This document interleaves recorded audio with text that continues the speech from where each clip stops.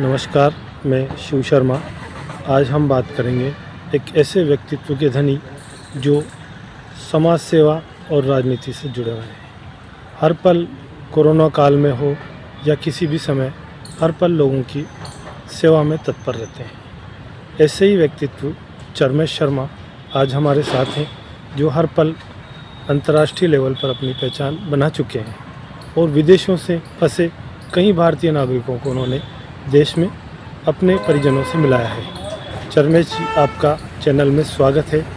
आप बताएं, आप इस तरह की सेवा कार्य कर रहे हैं, उसके बारे में। धन्यवाद आपका।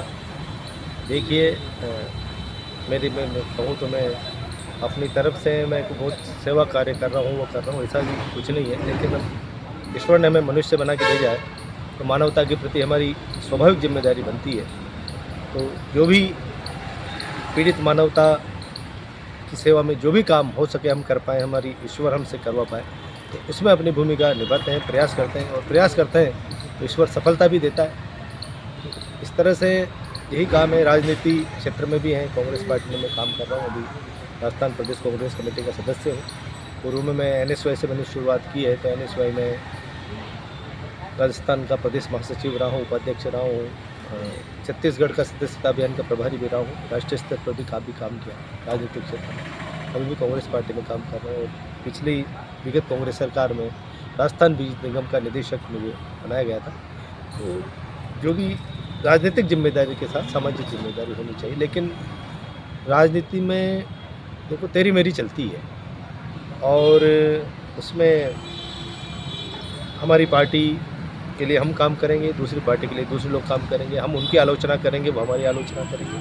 तो राजनीति में तेरी मेरी चलती है। कई चीज़ें राजनीति में ऊपर नीचे भी होती है, पार्टी में भी गुट होते हैं। तो उसमें यही होता है कि राजनीति में कांग्रेस वाले हमें स्वाभाविक रूप से हम बीजेपी को हराने का प्रयास करेंगे, बीजेपी वाले हमारी आलोचना करेंगे। तो ये, लेकिन सामाजिक जो फील्ड होता है समाज सेवा, उसमें कोई राजनीति नहीं होनी चाहिए। हम राजनीति भी नहीं करते। और आत्मसंतोष तो समाज सेवा से मिलता है, राजनीति में आत्मसंतोष नहीं मिल पाता। आजकल की राजनीति ऐसी हो गई, साम दाम दंड भेद ऐसी राजनीति हो गई कि उसमें आत्मसंतोष का कोई स्थान ही नहीं। आत्मा की संतुष्टि तो भूल जाओ कि राजनीति में मिलेगी। आप स्वयं की संतुष्टि कर सकते हैं, अहम की संतुष्टि कर सकते हैं, पर आत्मा की संतुष्टि बहुत ही कम अवसरों पर मिल पाती है। इसलिए एक हमारे जो पारिवारिक संस्कार रहे हैं, हम मनुष्य हैं, मानव हैं, सामाजिक संस्कार रहे हैं, तो उसमें कि पीड़ित मानवता में, जैसे तुलसीदास जी ने रामायण में कहा भी है कि परहित सरिस धर्म नहीं भाई, पर पीड़ा सब नहीं अधिकार। परोपकार से बड़ा धर्म नहीं है। और दूसरे की आत्मा को आपने कष्ट दिया, उससे बड़ा कोई पाप नहीं है, उससे बड़ी कोई नीचता नहीं है। तो प्राणी मात्र के प्रति दया भाव, मनुष्य मात्र के प्रति दया भाव, इसलिए उसमें जहाँ भी कोई व्यक्ति पीड़ित नजर आता है, हमें लगता है कि हम उसकी सेवा कर सकते हैं, मदद कर सकते हैं, तो करते हैं। वर्तमान में भाजपा सरकार प्रदेश में है और वर्तमान में देखा गया है कि सरकार की असमर्थता देखें या प्रशासनिक अमले की असमर्थता देखें, चिकित्सा और परिवहन विभाग की लापरवाही से कई दुर्घटनाएं अभी प्रदेश में घटित हुई। जैसे जयपुर में हरमाड़ा रोड पर, मनोहरपुरा में ऐसी कई घटनाएं घटी जिससे जान माल का नुकसान हुआ। उस बारे में आप क्या कहेंगे? वास्तव में सरकार को देखो सख्ती से काम करना पड़ेगा। परिस्थितियाँ बहुत विपरीत हो चुकी है और सरकार को सख्ती दिखानी चाहिए इस मामले में। कि आजकल ट्रैफिक व्यवस्था कैसी हो गई, वाहनों की संख्या इतनी हो गई, अब हजारों बसें उन्होंने बॉडी डेवलप कर ली। जो परिवहन विभाग के नियम हैं, रेगुलेशन है, उसके अलग जाकर मनमर्जी से स्लीपर बसों की बॉडी डेवलप कर ली। उसमें खिड़कियाँ नहीं है, निकास की नहीं है। पहले बस में 2 खिड़कियाँ होती थी, आज और हर सीट पर खिड़की होती थी।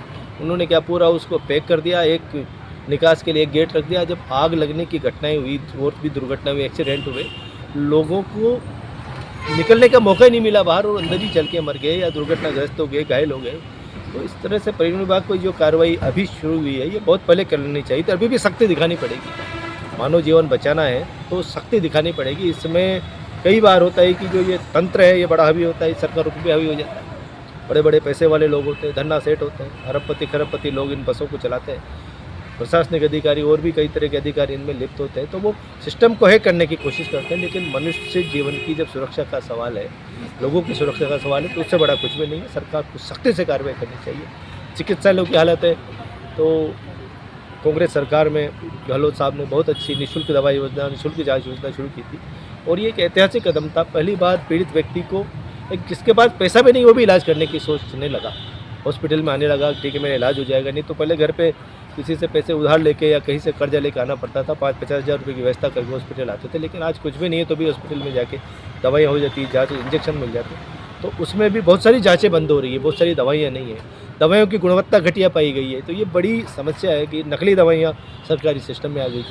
तो इस पर सरकार को सख्ती करनी चाहिए क्योंकि सीधा मनुष्य के जीवन से जुड़ा हुआ खेल। तो इसमें इस खेल को जो भ्रष्टाचार का जो खेल है, खिलवाड़ हो रही है नकली दवाइयों के, इससे बंद होना चाहिए और मानव जीवन की रक्षा होनी चाहिए। आपका बहुत बहुत धन्यवाद, आपने चैनल के लिए समय निकाला। धन्यवाद आपका भी बहुत।